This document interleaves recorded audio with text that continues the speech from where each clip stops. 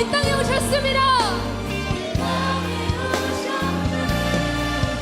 어둠을 밝히고 새 생명 주시네. 영원히 빛나는 나의 예수님. 높이 영광과 찬양 받으신 그 이름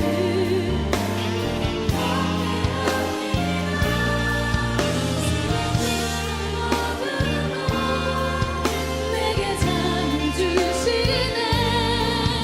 기쁨의 노래를 영원한 나의 빛 예수. 우리 두 손을 드리고 하늘에서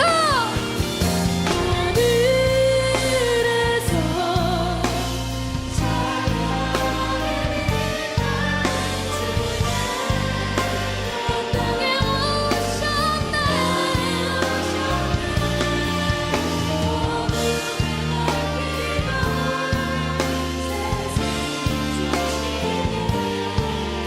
영원히 빛나는 나의 예수님.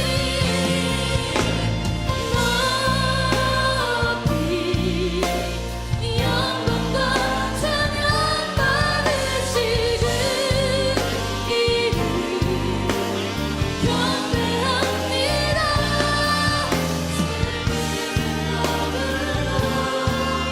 내게 찬양 주시네. 기쁨의 노래는 영원한 나의 빛 예수께 하늘에서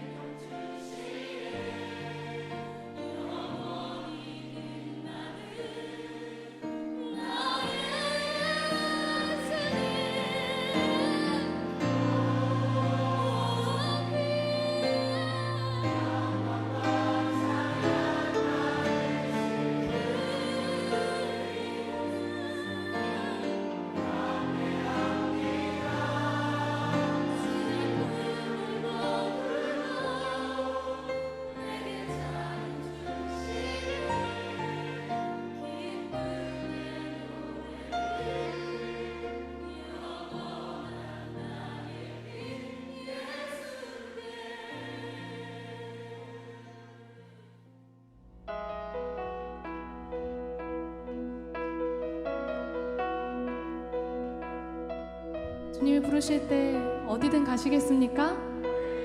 어디든 가시겠습니까? 그 고백이 참 쉽지 않은 고백입니다. 그러나 오늘 우리가 이 예배와 이 찬양을 드리면 우리 마음 가운데 진정으로 고백했으면 좋겠습니다. 우리의 삶을 돌아보지 않고 주님의 영광과 주님이 계신 그 자리를 바라보기 원합니다. 내게로부터 눈을 들어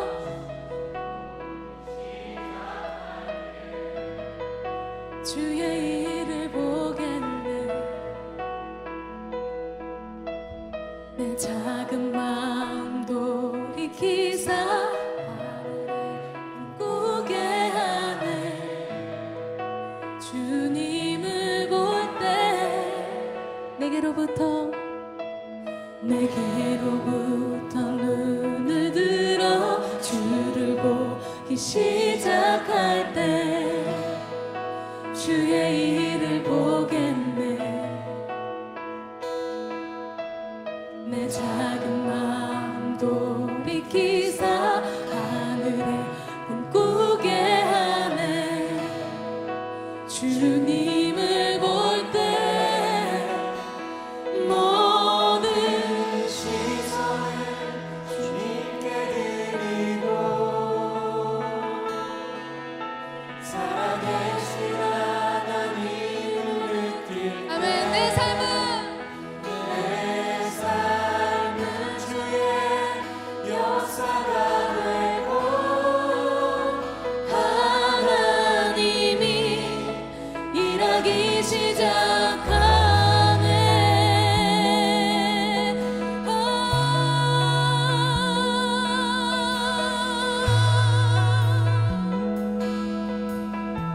성령이 나를 변화시켜 성령이 나를 변화시켜 모든 두려움 사라질 때 주의 일을 보겠네 황폐한 땅 한가운데서 주님만을 알게 되리 주님을 볼 때 모든 시선은 주님께 드리고 전능하신 하나님을 느낄 때 세상은 주의 나라가 되고 하나님이 일하기 시작 모든 시선은 주님께 드리고 전능하신 하나님을 느낄 때 세상은 주의 나라가 되고 하나님이 일하기 시작하네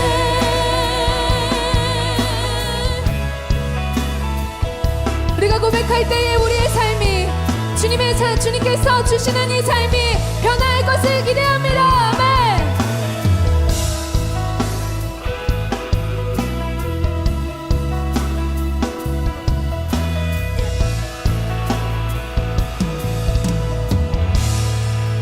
주님의 영광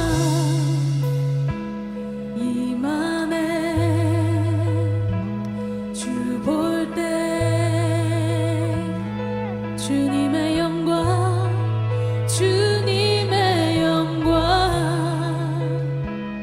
임하네 주 볼 때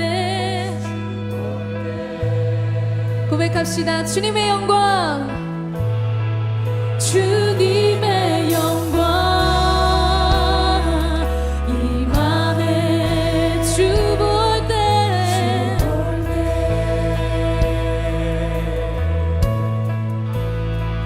주님의 영광 임하네 주 볼 때 주님의 영광 주님의 영광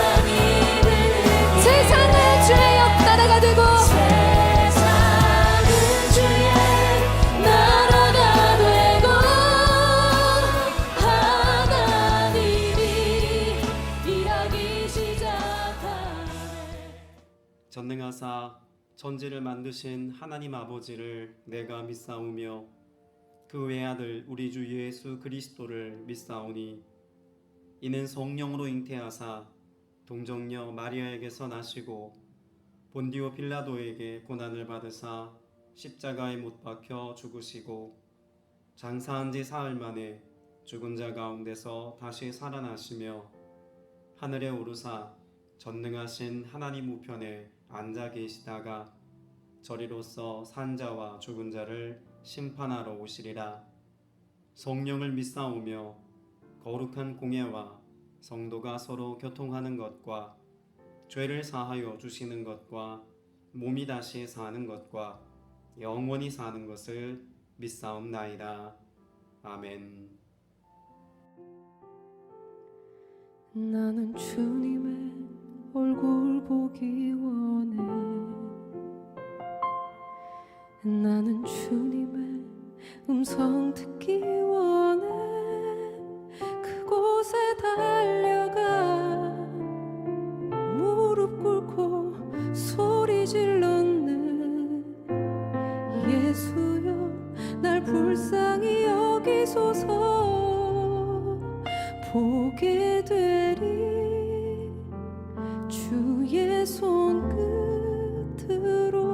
보게 되리 주의 말씀으로 나는 보게 되었네. 날 바라보던 주님의 눈물 고인 눈을 듣게 되리 주의 능력으로 듣게 되리 주의 사랑으로 이제 듣게 되었네. 너는 내 아픔이라 주님의 긍휼하심을.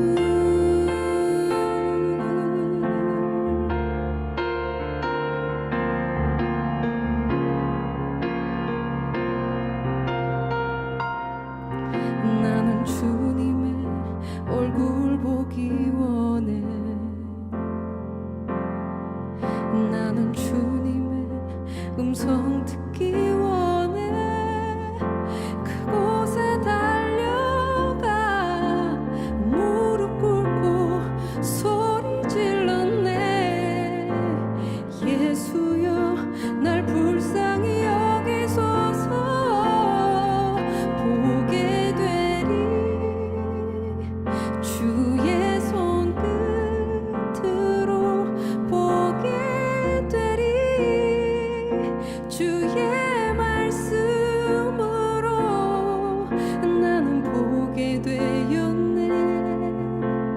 날 바라보던 주님의 따뜻한 그 미소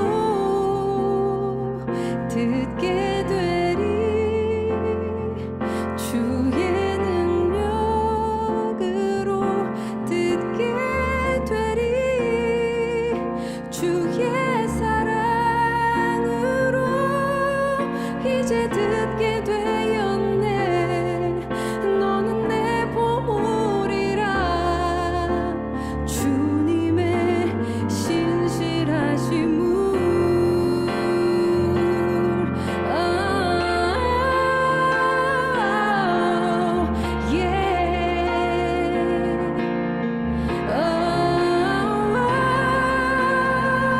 보게 되리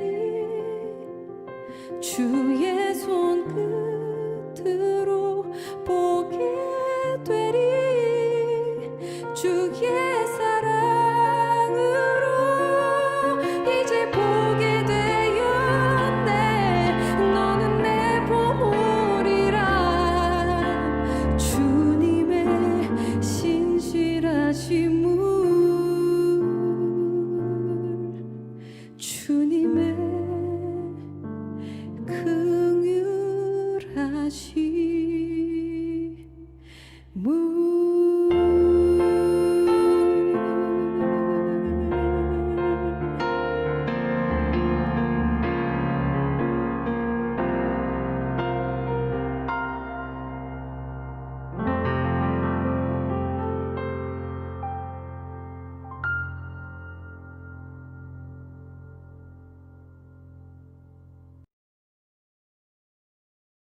예수께서 나와 말씀하여 이르시되 하늘과 땅의 모든 권세를 내게 주셨으니 그러므로 너희는 가서 모든 민족을 제자로 삼아 아버지와 아들과 성령의 이름으로 세례를 베풀고 내가 너희에게 분부한 모든 것을 가르쳐 지키게 하라. 볼지어다 내가 세상 끝날까지 너희와 항상 함께 있으리라.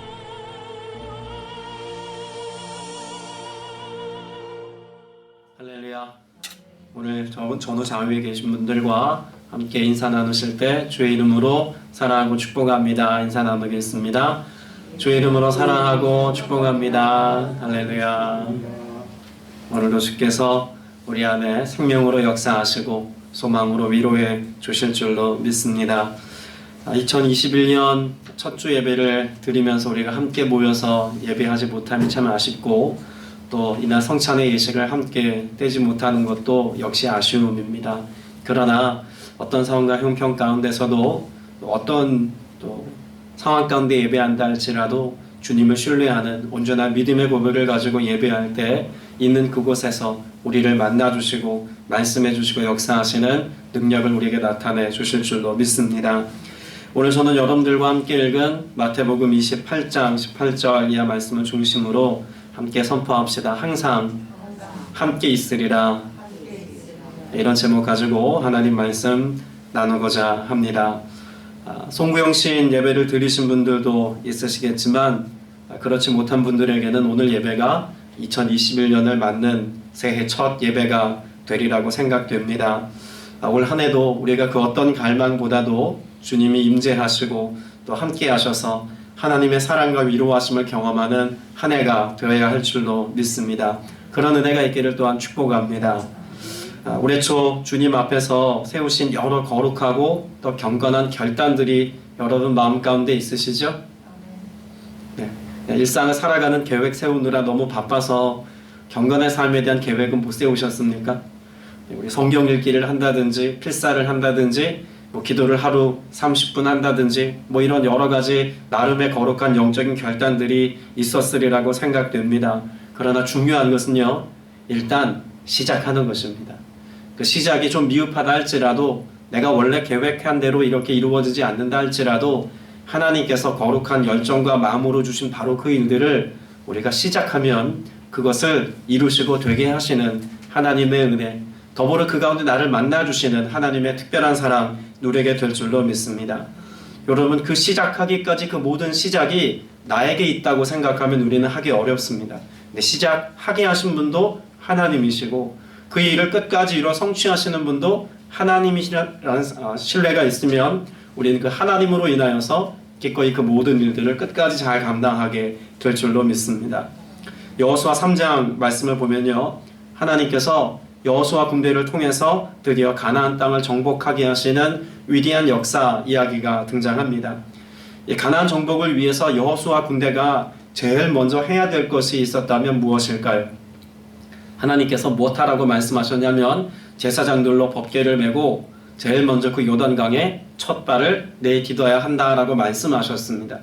그 요단강에 첫 발을 내딛는 것, 그 첫 발을 떼자 어떤 일이 벌어졌을까요? 여호수아 3장 16절 말씀에 보면 흘러내리던 물이 일어나 쌓이고 물의 흐름마저 끊어졌다라는 말씀이 있습니다.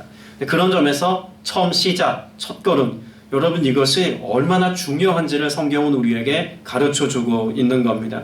법궤를 맨 제사장의 첫걸음은 이미 여호수아 군대가 적진을 향해 나아가는 승리를 이미 이룬 사건이나 마찬가지다라고 말할 수 있는 겁니다.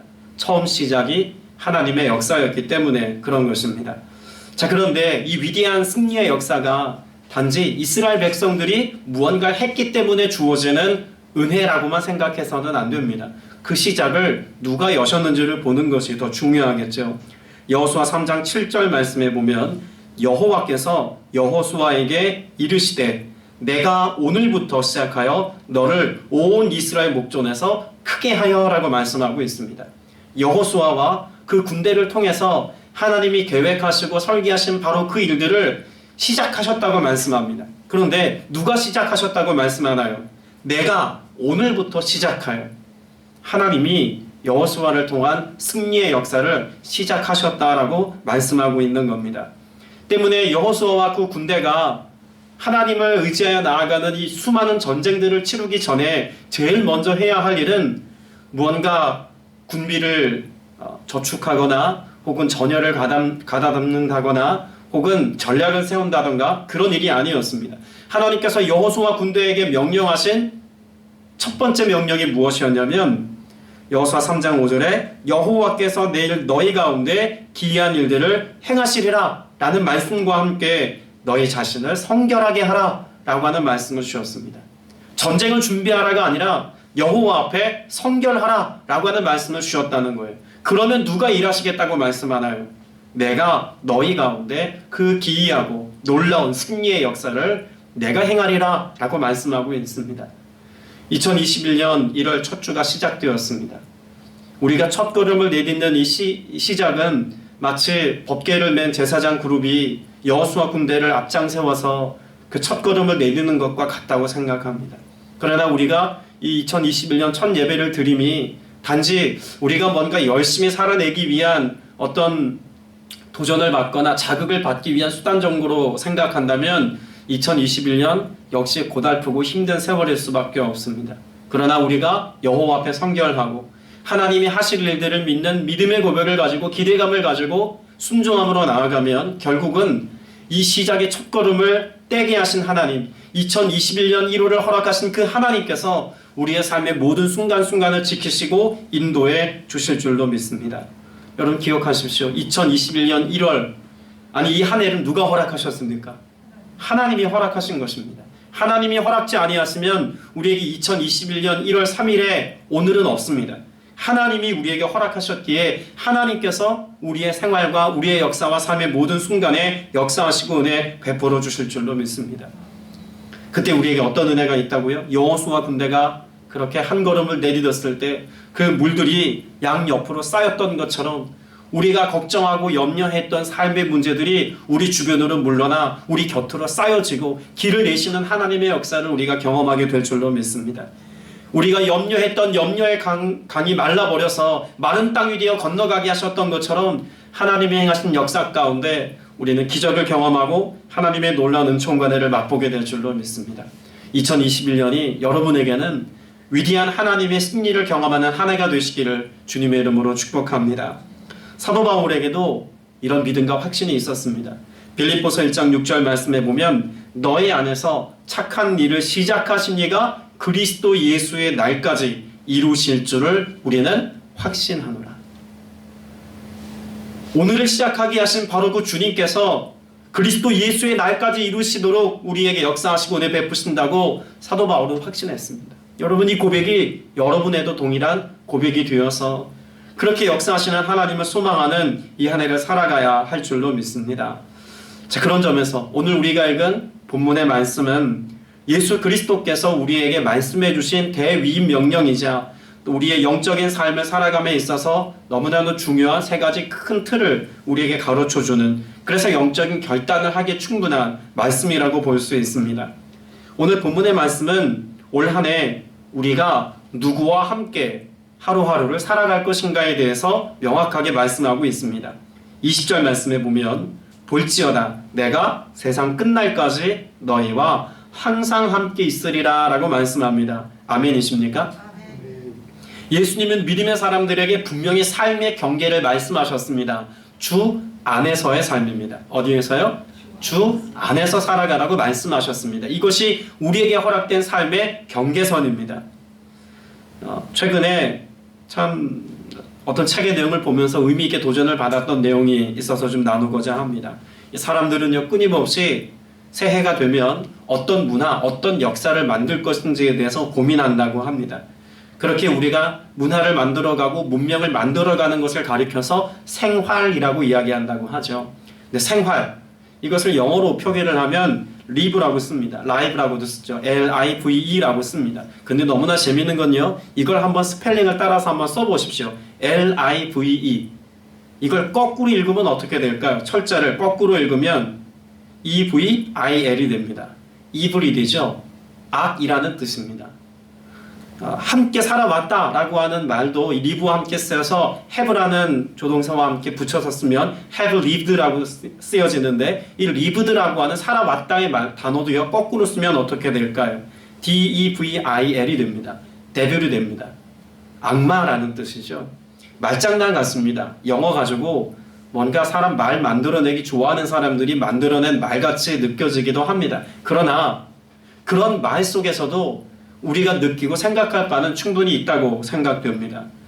어떤 메시지를 던지고자 했던 걸까요? 책에서 굳이 이런 내용을 서술한 내용을 읽어보니까 우리가 살아가는 일상 속에서 악이라는 문제는 또 악마의 도전과 수많은 귀신의 역사는 우리 일상 속에서 언제든지 일어날 수 있다라고 하는 그런 전제를 가지고 글을 쓴 내용이었습니다. 악함이 멀리 있는 게 아닙니다.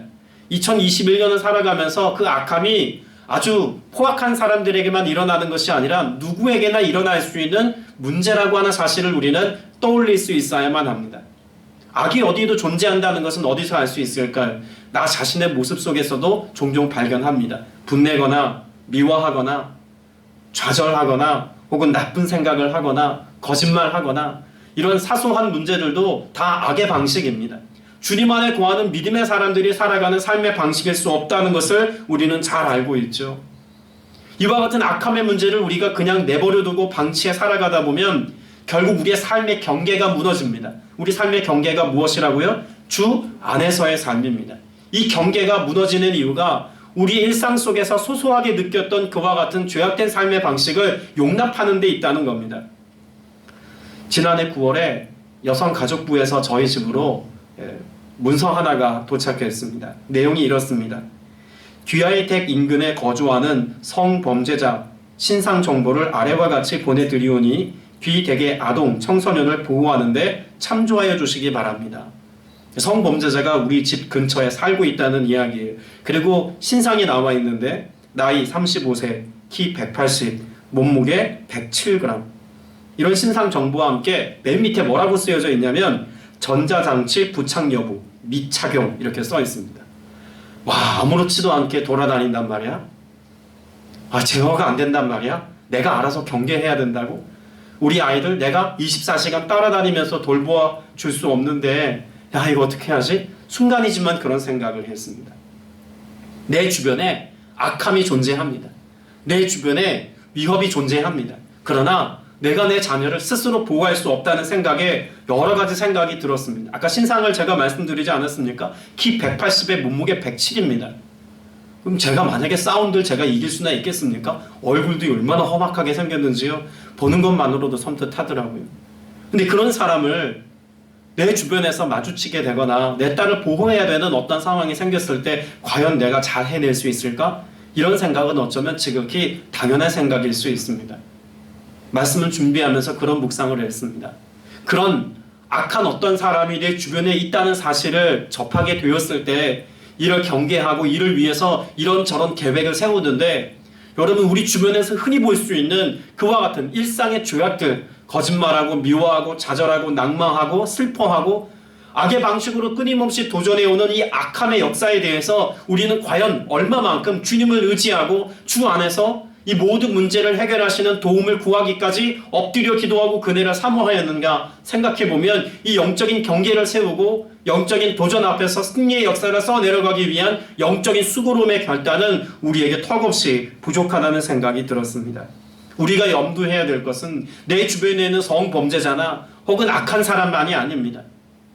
우리 가족들 안에서도 이 악함의 방식이 일반화되거나 혹은 죄악된 삶을 선택하는 것이 일반화될 수 있음을 꼭 기억하셔야 합니다. 오늘 저와 여러분 모두가 주 안에서 주의 생명을 공급받고 그 은혜와 사랑을 머금고 살아가서 나를 통해서 그리스도의 사랑의 역사가 그 생명의 역사가 풍성히 흘러가게 하는 일에 헌신될 수 있기를 축복합니다. 분명 오늘 본문 말씀에 주님은 세상 끝날까지 항상 함께 하시겠다고 약속해 주셨습니다. 주님이 떠나가시고 마가의 다락방에서부터 교회 공동체가 시작되었습니다. 그리고 예루살렘 교회 공동체는 땅끝이라고 불리웠던 로마에까지 복음이 선포되는 중요한 역할을 감당했고 도처에 교회들이 세워지기 시작했습니다. 자, 그런데 한번 생각해 보십시오. 예루살렘 공동체로부터 시작되어진 교회가 사도 바울이라고 하는 믿음의 사람을 통해서 여러 소아시아 일대의 교회가 세워졌지만 교회가 직면하게 되었던 역사의 실제는 장밋빛 인생의 그런 미래가 아니었습니다. 도리어 어떤 모습이었나요? 사람들의 조롱을 받았습니다. 일상을 살아가는 것이 점점 더 어려워졌습니다. 심지어 로마 제국의 박해가 심각해져서 우리가 잘 알고 있는 인간 이하의 삶을 스스로 살아내야 하는 그와 같은 어려움과 직면하게 되었습니다. 여러분, 그와 같은 포악한 현실 속에서도 기꺼이 그들이 믿음을 지키고 순전한 신앙인으로서의 영적인 품위를 버리지 않을 수 있었던 이유가 있다면 무엇일까요? 여러분, 그들에게 신앙은 신념이 아니었습니다. 그들이 가지고 있는 믿음은 인간적인 지식이나 학문이 아니었습니다. 그들은 실제를 가지고 있었습니다. 예수 그리스도의 부활하심을 목격한 제자들과 더불어서 그 부활의 주님을 믿는 믿음의 고백이 이들에게는 실제였다는 이야기입니다. 어떻게 실제가 될 수 있었을까요? 오순절 마가다락방에서 성령으로 세례를 받고 성령이 충만해진 그때 그들은 살아계신 예수 그리스도와 오늘 함께함의 은혜가 무엇인지를 알게 된 인생들이라는 것입니다. 사도행전 7장에 보면 스데반 집사가 순교를 당하는 장면이 기록되어져 있죠. 이것을 시작으로 해서 교회는 본격적인 박해가 시작이 된다는 것을 성경을 읽어보면 알 수 있습니다. 그런데 사도행전 7장에서 스데반 집사가 순교당하는 모습을 비교적 자세히 기록해 두었습니다. 그 포악한 세상 사람들, 그 포악한 사람들에게서 순교를 당하는 스데반의 모습이 어떠하다고 기록하고 있을까요? 따라서 고백합시다. 성령이 충만하여. 여러분, 스데반 집사를 수식하는 가장 중요한 수식어는 바로 성령이 충만하여입니다. 그가 말씀을 선포할 때도 순교를 당하기 직전까지도 그는 성령으로 살아가는 인생이었습니다. 내가 그리스도 안에, 그리스도께서 내 안에 사시는 성령의 사람이었기 때문에 그 비난과 조롱 앞에서도, 나를 향해서 돌을 던지는 사람들 앞에서도 천사의 모습과 같이 영광스러운 모습으로 환히 빛나는 삶으로 그 인생을 마감할 수 있었다는 것입니다. 어쩌면 우리 모여서 예배하고 있는 저와 여러분, 우리가 직면하고 있는 2021년은 이보다 더 포악한 2021년이 될지도 모릅니다.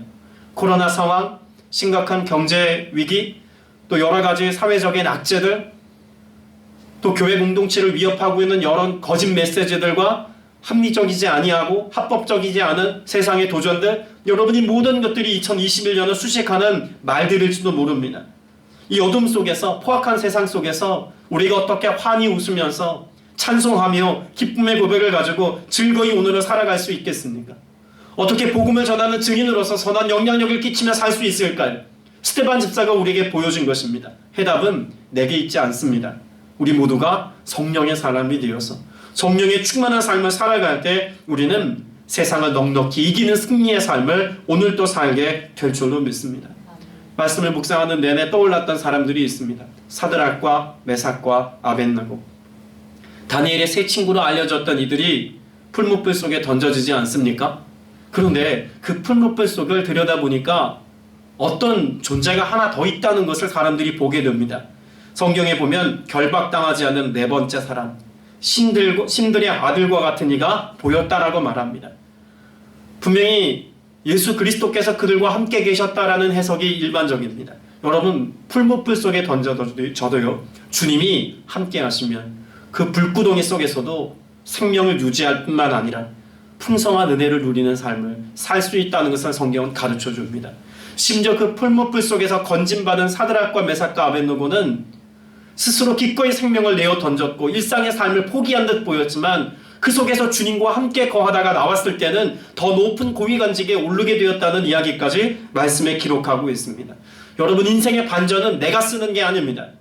믿음의 고백을 가지고 주와 함께 신앙의 결정과 결단을 가지고 나아가는 사람들에게 주님께서는 인생의 놀라운 반전을 일으켜 주시는 줄로 믿습니다. 우리가 살아가는 삶의 모습이 불구덩이 같아도 그렇게 네 번째 사람으로 함께 하시는 예수 그리스도, 그 주님이 오늘도 나와 함께 계셔서 내가 주님 안에, 주님이 내 안에 거하는 삶을 살면 우리의 삶은 안전한 줄로 믿습니다. 두 번째로 오늘 본문 말씀을 보면 누구와 함께 할 것인가와 더불어 무엇으로 살 것인가 라고 하는 것에 대해서 명확하게 말씀합니다. 20절에 기록된 말씀에 근거해 보면 우린 무엇으로 살아야 합니까? 분부한 모든 말씀으로 살아야 한다라고 말씀하고 있습니다. 2021년을 시작하면서 새해를 설명해주는 여러 키워드들을 신문, 잡지, 또 인터넷 매체들에서 여러 가지로 소개한 것들을 보았습니다. 그 중에는 역시 팬데믹, 또 코로나라고 하는 단어가 여전히 함께 포함되어져 있는 것을 볼 수 있습니다. 여러 주제들이 있었지만 눈여겨두려웠던 몇 가지 주제들이 있습니다. 브이노믹스라고 하는 이야기를 합니다. 바이러스가 바꿔놓은, 또 바이러스가 바뀌게 될 경제라는 뜻을 갖고 있는 말이 브이노믹스라고 하는 새로운 용어입니다. 그리고 또 한 가지는요, 2021년을 수식하는 단어 중에 자본주의 키즈라는 단어가 또 있었습니다. 돈과 소비에 편견이 없는 세대, 자신의 욕망을 솔직하게 표현하고 소비로부터 행복을 찾는데 전혀 주저하지 않는 세대, 그 세대들이 2021년을 주도하게 될 것이다, 이런 내용이었습니다. 대부분의 내용이 이 코로나라고 하는 주제를 다 빼고 나면은요, 다 무엇과 연관이 있는 단어들이었는가 보니까 경제활동, 곧 돈과 연관된 키워드들이었습니다. 결국은 2021년이라고 하는 수식어를 딱 하나의 단어로 요약하자면 역시 돈이라고 말할 수 있다는 이야기 아니겠습니까? 돈을 우리가 간과하고 살아갈 수는 없습니다. 경제활동 해야죠. 또 하나님께서 은혜로 주신 그런 재정들을 건강하게 사용하는 삶의 태도도 우리에겐 필요합니다. 그러나 너무나 안타까운 것은 단지 돈이라고 하는 가치가 왜곡됐거나 잘못됐다, 그런 것이 아닙니다. 많은 사람들이 돈이 목적이 되어 살아가는 방향성 자체가 극히 잘못된 삶의 태도라는 것이죠. 우리가 오늘을 행복하게 살아갈 수 있게 만들어주는 것이 돈이라는 신념과 확신을 가지고 살아가는 삶의 태도가 그릇되고 잘못됐다는 것입니다. 간혹 휴먼 터치라는 말로 우리 인간의 감성을 다루는 것이 중요하다라는 말도 이야기합니다만, 그 역시도 조직을 잘 경영한다던가 혹은 경제활동을 더 효율적으로 하기 위한 수단으로서의 휴먼 터치를 이야기합니다. 그러니까 사람의 감정도 경제활동에 이런 수단화되어져 버린 용어로 전락해버렸다는 것이죠. 여러분, 성경은 단지 한 해뿐만 아니라 우리가 살아가는 평생에 무엇을 근거로 하여 오늘을 살아가라고 말씀하고 있을까요? 여호와의 말씀입니다. 성령께서 충만하게 내 안에 계실 때 말씀을 통해서 우리의 삶을 견인하시고 경영하십니다. 말씀이 부지한 채로 기도하면 힘이 없습니다. 말씀이 부지한 채로 신앙생활을 쌓아가면 마치 모래 위에 성을 쌓는 것과 같습니다. 때문에 오늘 저와 여러분 모두가 2021년을 계획할 때는 오직 여호와의 말씀의 기반 위에 여러분의 삶을 세우는 이 일을 결단하시고 실천할 수 있게 되시길 축복합니다. 지난 송구영신 예배 때 2020년의 시절이 꼭 광야의 시절과 같다라는 이야기를 나누었습니다. 여러분, 신명기 8장 말씀에 보면 하나님께서 광야 40년을 지나가는 이스라엘 백성들에게 왜 광야 40년의 시간이 필요했는지를 말씀하신 내용이 있습니다. 이것이 2020년 광야를 지난 우리에게도 해당되는 말씀이라고 저는 생각됩니다. 신명기 8장 2절에서 3절 말씀을 제가 읽어드립니다. 내 하나님 여호와께서 이 40년 동안에 내게 광야길을 걷게 하신 것을 기억하라. 이는 너를 낮추시며 너를 시험하사 내 마음이 어떠한지를, 그 명령을 지키는지 지키지 않는지를 알려 하심이라. 너를 낮추시며 너를 줄이게 하시며 또 너도 알지 못하며 내 조상들도 알지 못하던 만나를 내게 먹이신 것은 사람이 떡으로만 사는 것이 아니요 여호와의 입에서 나오는 모든 말씀으로 사는 줄을 내가 알게 하려 하심이니라. 할렐루야. 무엇으로 살아야 한다고 말씀하나요? 성경은 일관되게 사람이 떡으로만 살 것이 아니라 여호와의 입에서 나오는 모든 말씀으로 살아야 한다는 사실을 분명하게 가르쳐 주고 있습니다. 너무 현실감 없는 이야기처럼 혹시 들리십니까? 성경이 그렇게 여호와의 말씀, 예수 그리스도의 말씀을 따라가는 자들의 삶을 어떻게 책임져 주시는지에 관해서 예수님의 사역과 모습을 통해서 너무나 명확하게 말씀해 놓으셨습니다. 요한복음 2장 말씀에 보면 가나의 혼인잔치 말씀이 있죠. 결혼식장에서 직면하게 된 가장 큰 위기가 성경에 기록되어져 있습니다. 포도주가 떨어진 것입니다. 일주일 이상 진행되어지는 결혼식 자리에서 포도주는 가장 중요한 음식이자 꼭 필요한 음식입니다.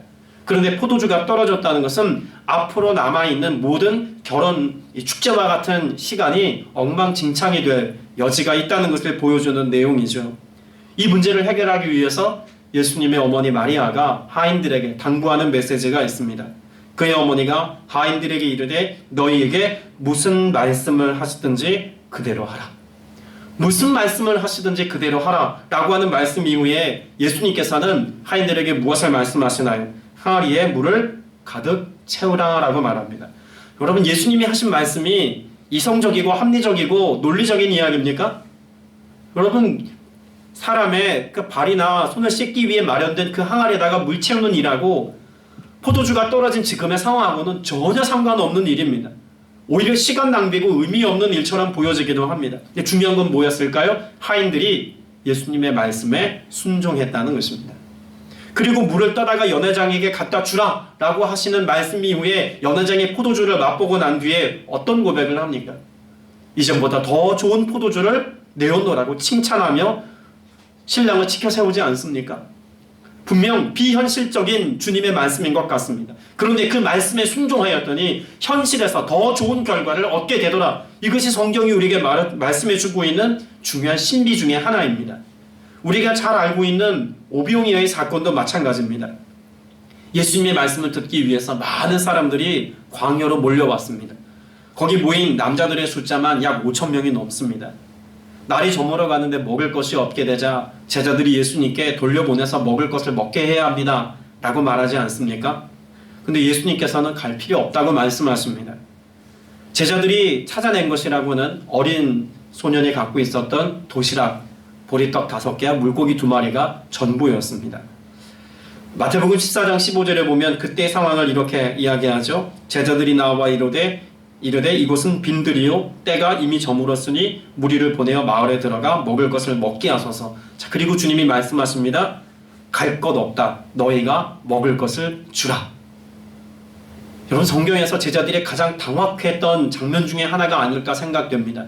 그들에게 먹을 것이 없습니다. 기껏 해봐야 보리떡 5개, 물고기 2마리가 전부인데 그 남자만 5천 명 되는 그 무리들을 향해서 예수님이 뭐라고 말씀하시냐면 너희가 먹을 것을 주라 라고 말씀합니다. 없는데요? 우리가 가지고 있는 게 고작 이것뿐인데요? 어떻게 많은 사람들을 다 먹입니까? 라고 항변할 수 있습니다. 그런데 제자들이 일단 나누어 줍니다. 시작한 것이죠. 그랬더니 어떤 일이 벌어졌다고 말씀하고 있습니까? 다 배불리 먹고 남은 조각을 12바구니에 차게 거두었다고 말합니다. 여러분, 예수님의 말씀이 합리적이고 논리적이고 이성적입니까? 주님의 말씀이 결코 이성적이지 않았습니다. 그런데 주님의 방법입니다. 이것이 주님이 하시고자 하셨던 주님의 계획이었습니다. 그 주님의 말씀에 순종하였더니 현실의 문제에서 우리가 납득할 수 없는 방법으로 주님이 일하시고 역사하시고 응답하시더라는 것입니다. 이것은 비단 예수님 시대에 예수님을 따라다녔던 많은 군중들에게만 해당되는 메시지가 아니라고 봅니다. 오늘을 사는 2021년이라고 하는 이 한 해를 살아갈 우리가 어떤 삶의 태도, 무엇을 가지고 살아가야 할지에 대해서 명확하게 말씀해 주는 것 아니겠습니까? 여러분, 예수님께서 사역을 시작하기 전에 광야에서 40일 동안 금식하시고 마귀에게 시험을 받습니다. 그때 마귀가 제일 먼저 도전했던 것이 무엇일까요? 이 돌로 떡이 되게 하라. 가장 현실적인 도전입니다. 사실 이건 도전이라고 보기 어려울 수 있죠. 만일 우리에게 이와 같은 도전이 있다면 이건 도전도 아닙니다. 애초에 우리는 돌을 떡이 되게 할 수 없기 때문에 이건 도전이 아니죠. 근데 예수님에게 이게 도전이었습니다. 왜 그랬을까요? 예수님은 능히 하실 수 있는 분이었기 때문에 그렇습니다. 현실적으로 40일 동안 금식하신 예수님께서 배고픔의 문제를 해결하자면 당장에 내 눈앞에 있는 돌이 떡이 되게 해서 먹으면 그만입니다. 그런데 예수님께서 그와 같은 상황 가운데 뭐라고 말씀하시나요? 마태복음 4장 4절에 보면 예수께서 대답하여 이르시되 기록되었으되 사람이 떡으로만 살 것이 아니요 하나님의 입으로부터 나오는 모든 말씀으로 살 것이라. 우리가 앞서 나누었던 신명기 말씀을 예수님이 인용하신 것이죠. 여러분 눈앞에 2021년을 살아가는 여러분의 눈앞에 여전히 현실적인 문제들이 있을 겁니다. 배고픔의 문제가 있을 겁니다. 질병의 문제가 있을 것이고 관계의 어려움이나 우리가 결정해야 되는 많은 일들이 있을 겁니다. 그런데 이것을 결정하고 선택하고 이것을 내가 다루기 이전에 제일 먼저 무엇부터 해야 하겠습니까? 주님의 말씀에 귀를 기울여야 합니다. 이것에 대해서 주님이 무엇을 말씀하시는지를 듣고 행하는 삶의 태도가 우리에게 필요하다는 것이죠. 그래야 전인 건강의 삶을 살 수 있습니다. 단지 우리의 육신과 우리의 환경의 안위를 위해서만 무언가 집중해서 열심히 살아가다 보면 우리의 삶의 균형이 깨어지기 쉽지요. 그런데 성경은 이 문제에 대해서 명확하게 우리에게 말씀해 놓고 있습니다. 이사야 55장 말씀에 보면 1절부터 3절까지 이와 같이 우리의 전인 건강을 이루시기까지 주님이 어떻게 일하시는지를 잘 말씀해 두고 있습니다. 오호라 너희 모든 목마른 자들아 물로 나오라. 돈 없는 자도 오라. 너희는 와서 사 먹되 돈 없이 값 없이 와서 포도주와 젖을 사라. 너희가 어찌하여 양식이 아닌 것을 위하여 은을 달아주며 배부르게 하지 못할 것을 위하여 수고하느냐. 내게 듣고 들을지어다. 그리하면 너희가 좋은 것을 먹을 것이요 너희 자신들이 기름진 것으로 즐거움을 얻으리라. 너희는 귀를 기울이고 내게로 나와 들으라. 그리하면 너희 영혼이 살리라. 내가 너희를 위하여 영원한 언약을 맺으리니 곧 다윗에게 허락한 확실한 은혜니라. 여러분 2021년을 살아가는 우리에게 필요한 것이 무엇입니까? 은혜입니다. 돈을 쫓아가는 삶이 아니라 당장 현실의 문제를 해결하기 위한 무엇을 쫓아가는 것이 아니라 우리는 말씀을 통해서 은혜를 누리는 삶을 살아야 한다고 말씀합니다. 여러분 이사야 55장에 기록된 말씀을 제가 다시 한번 정리할 텐데 한번 들어보십시오.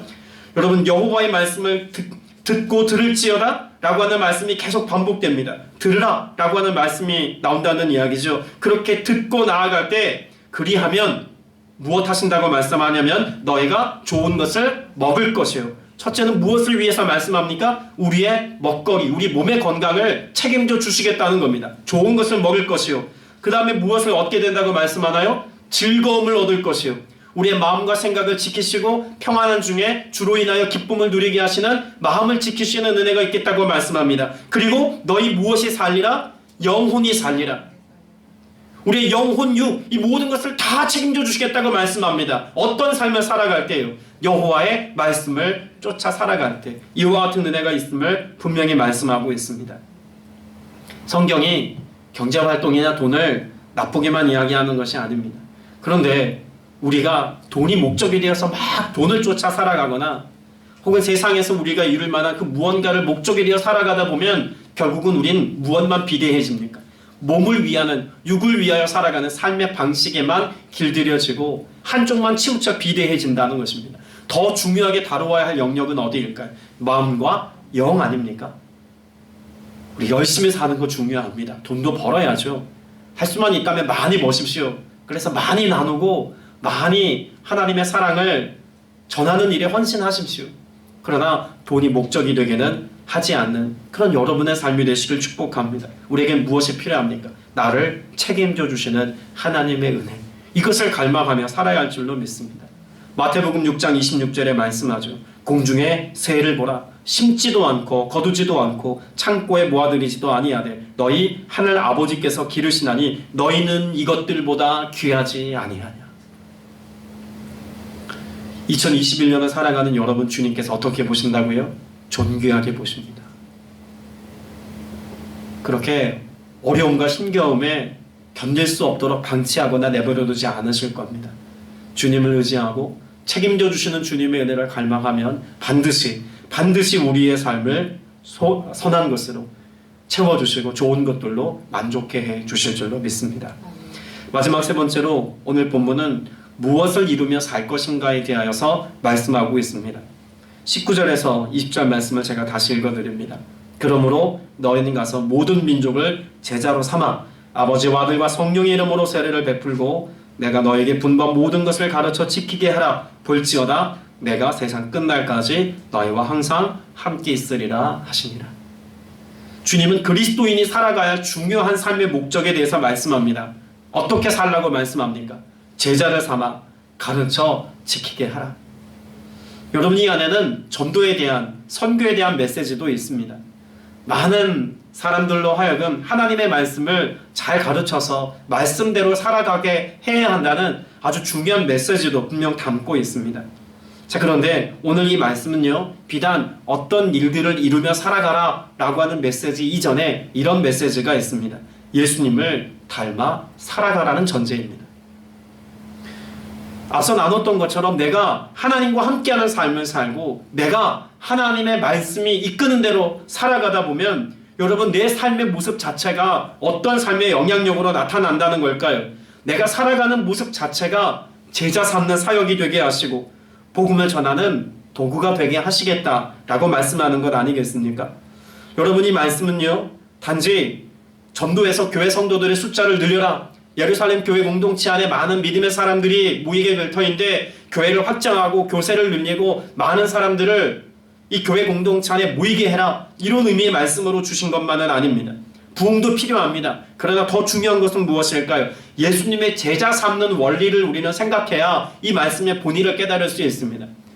당시 헬라 사람들, 당시 유대 랍비들이 가르치는 제자 삼는 원리나 헬라 철학자들이 많은 제자들을 삼는 방식은요, 대부분 지식 전달이었습니다. 율법을 가르치거나 그들이 가지고 있는 철학적 이해를 가르치는 것이 제자 삼는 원리였습니다. 그런데 예수님의 제자 삼는 원리는 어땠을까요? 가족이 되는 겁니다. 그래서 예수님께서는 12명의 제자들과 무엇 하셨습니까? 함께 먹고 마시며 사셨습니다. 그리고 예수님께서는 그 제자된 요한에게 마지막 십자가 위에서 누구를 부탁합니까? 어머니를 부탁합니다. 가족이기 때문에 가능한 일이었다는 겁니다. 그러면 제자를 삼아라고 하는 말 속에는 단지 내가 알고 있는 지식을 잘 전달하고 정보를 알게 해서 그들로 하여금 내가 알고 있는 지식을 계승하는 어떤 대상이 되게 하라라고 하는 의미가 아니라 어떤 의미가 더 강하다는 것을 알 수 있을까요? 내가 함께 살면서 내가 나누는 그 사랑의 가치와 진리의 내용이 진짜인지를 삶으로 증명해주고 그도 그와 같이 살게 하라는 겁니다.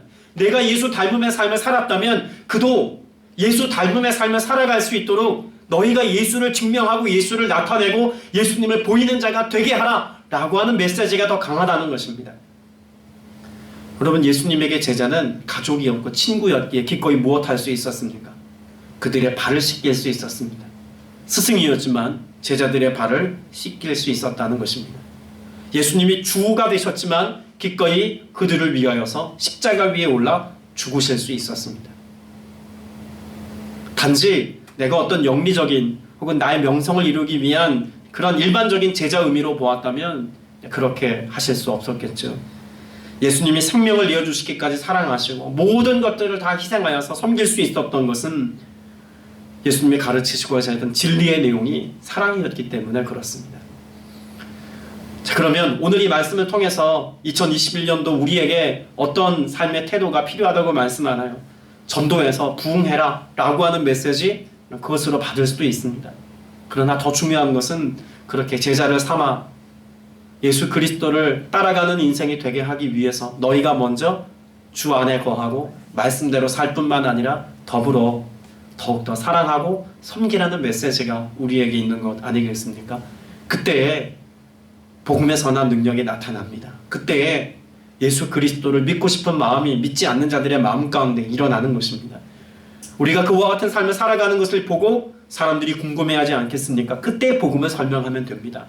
오늘 저와 여러분 모두가 2021년 한 해를 살아가면서 정말 주 안에서 말씀을 따라서 그리스도의 사랑의 실천력을 가지고 살아내어서 온전히 주님의 이름을 영화롭게 할 수 있는 믿음의 선한 싸움을 잘 싸우는 거룩한 주의 백성들 다 되시기를 주님의 이름으로 축복합니다. 기도드리겠습니다.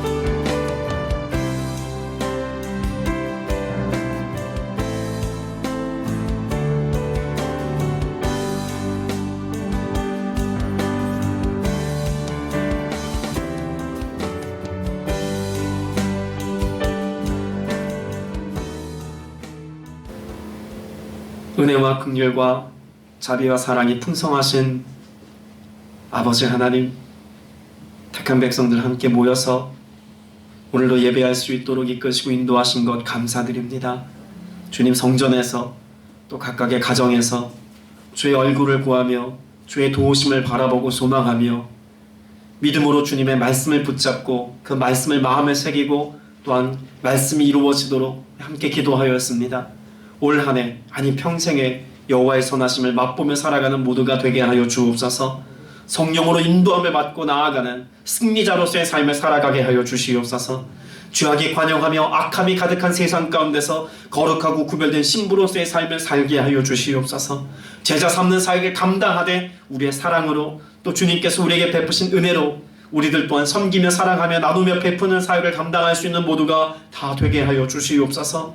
주님 오셔서 이 놀란 역사를 나타내 주심을 믿습니다.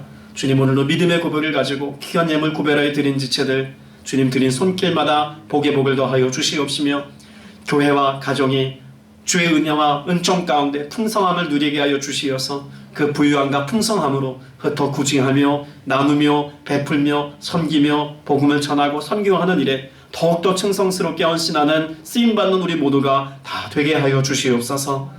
주께서 이 놀란 영광의 역사 나타내 주실 것을 믿사옵고 예수 그리스도 이름으로 간절히 기도드렸사옵나이다. 아멘.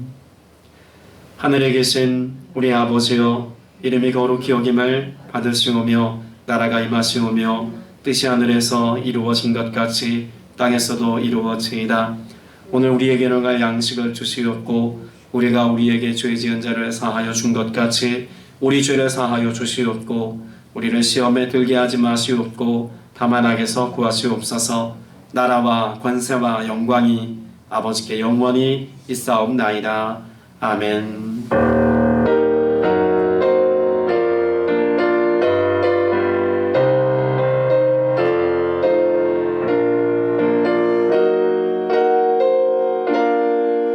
이제는 우리 주 예수 그리스도의 무한하신 은혜와 하나님 아버지의 크고 극진하신 사랑과 보혜사 성령님의 내주교통 충만케 하심의 역사가 믿음으로 나아가는 복된 하나님의 권속들 범사 위에 영원토록 함께 있을지어다.